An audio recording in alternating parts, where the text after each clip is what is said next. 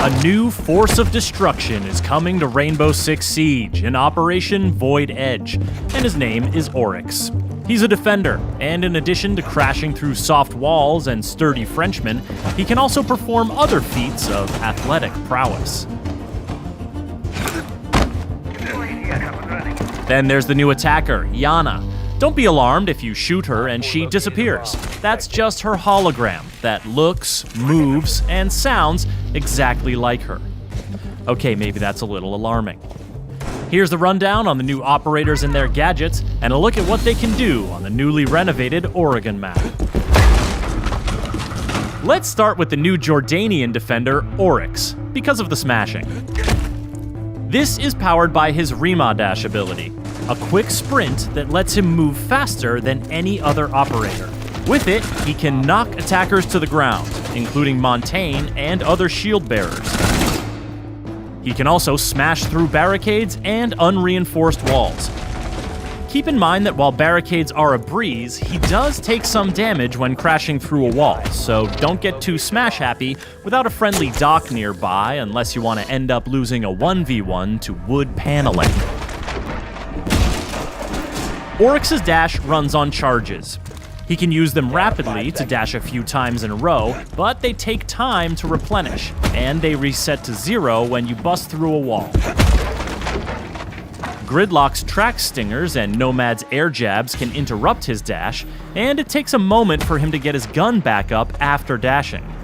Plus, Oryx's footsteps aren't exactly subtle when he dashes. His ability is more about speed and strength. And he's got one more trick up his complete lack of sleeves. Oryx can jump up and grab open hatches, then either peek at his surroundings and drop down, or pull himself up through the hatch to the floor above. He can't do it on roof hatches, and you'll have to break open the hatch first, so choosing his Spas 12 primary over his MP5, or his Bailiff sidearm over his USP 40 isn't a bad idea. But his climbing ability is independent of his Rima dash charges, so you can use these two skills in tandem.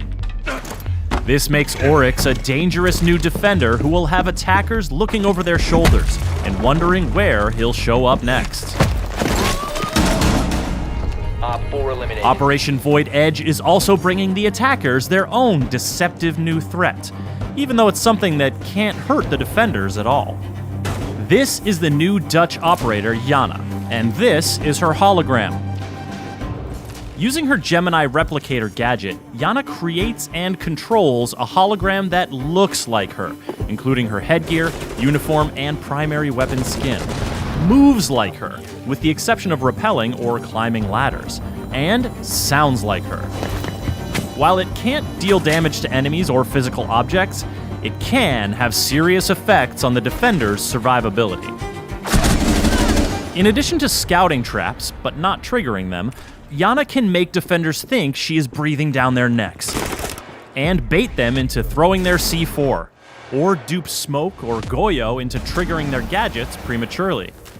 After all, when a defender sees the hologram peek around a corner, or hears it in a hallway, how are they to know it's not the very real and very dangerous Iana? Convincing as it is, the hologram is fragile. One bullet will destroy it, as will electricity or mute jammers. Maestro's evil eyes can zap it as well, and they can detect it's a hologram by the telltale lack of warm body glow.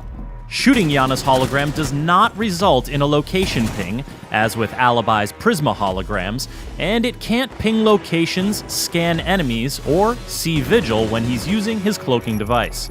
Plus, Iana can't move while her hologram is active, so defenders are temporarily safe from her ARX 200 or G36C primary weapon, or her MK1 9mm sidearm. But she doesn't just have one hologram.